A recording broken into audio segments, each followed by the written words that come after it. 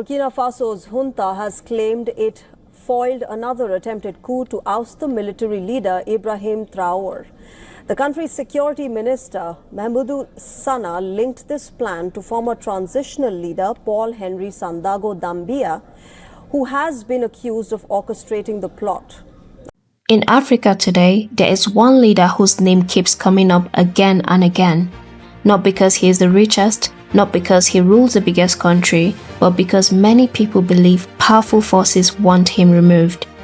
Since taking power in 2022, Burkina Faso's leader, Captain Ibrahim Traoré, had been praised as a revolutionary by millions of Africans. At the same time, reports continue to surface that several attempts have been made on his life.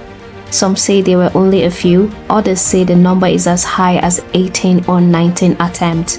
So, what is the truth? And more importantly, why would anyone want Ibrahim Traoré dead in the first place?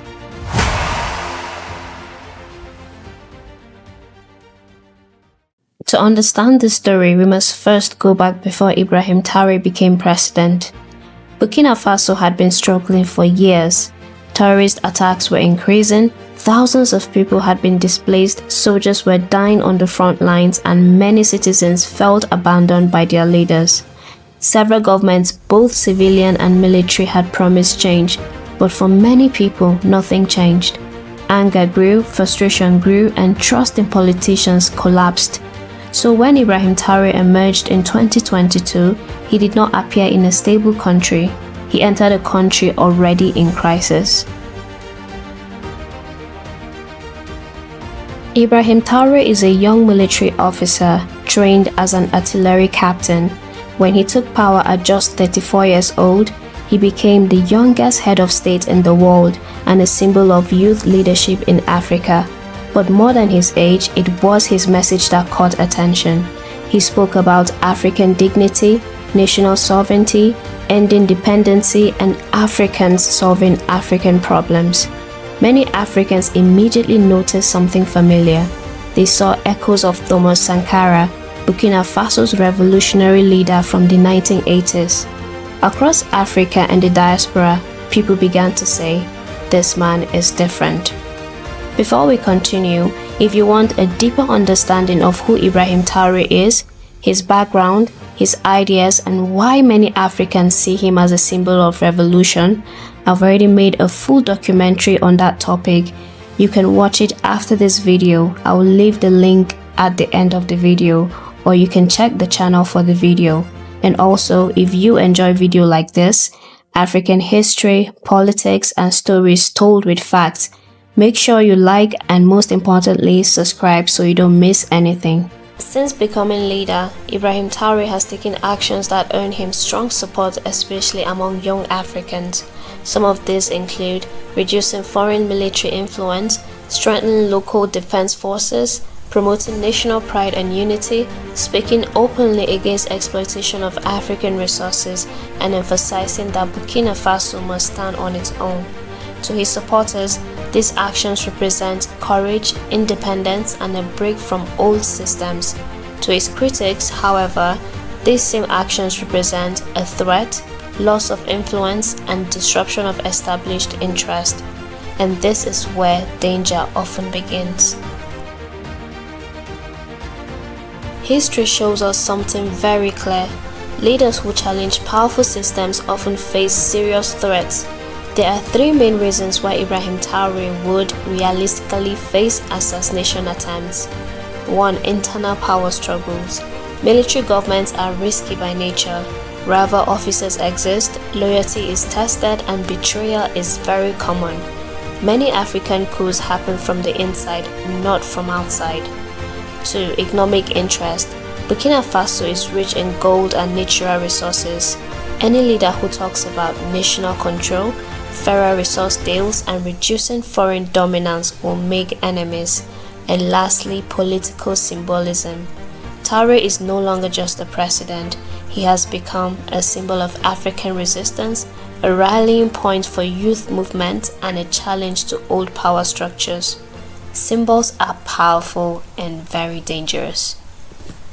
Now, let us talk clearly about what has been officially acknowledged. In January 2026, Burkina Faso Security Minister publicly announced that security forces had stopped a plot to assassinate Ibrahim Traoré. According to official statement, the plan involved a direct attack, explosives were reportedly considered, several people were arrested, and the plot was linked to a wider attempt to destabilize the government. This was reported by regional African media and international outlets like Anadolu Agency. This was not social media talk, this was a government announcement. In other years, including 2023 and 2025, authorities announced they had stopped coup attempts. While not always described as assassination attempts, history tells us something important. In a violent coup, the leader's life is always at risk, so these cases are widely seen as assassination-linked threats, even if not labeled that way. So, where does the number 18 or 19 come from? This figure appears mostly in African political commentary, insider security discussions, and online media reports. Many of these claims involve poisoning plots, insider betrayals, planned ambushes, and foreign-backed destabilization. Why are they hard to confirm? Because security details are often secret, governments don't always reveal everything, and failed attempts are quietly handled. So instead of saying these are just rumors, a more honest statement is some attempts may have happened, but only a few were officially confirmed. That distinction matters. The constant threat around Ibrahim Traoré tells us something deeper. They show how dangerous leadership can be in Africa, how costly independence can be, and how fragile political change really is.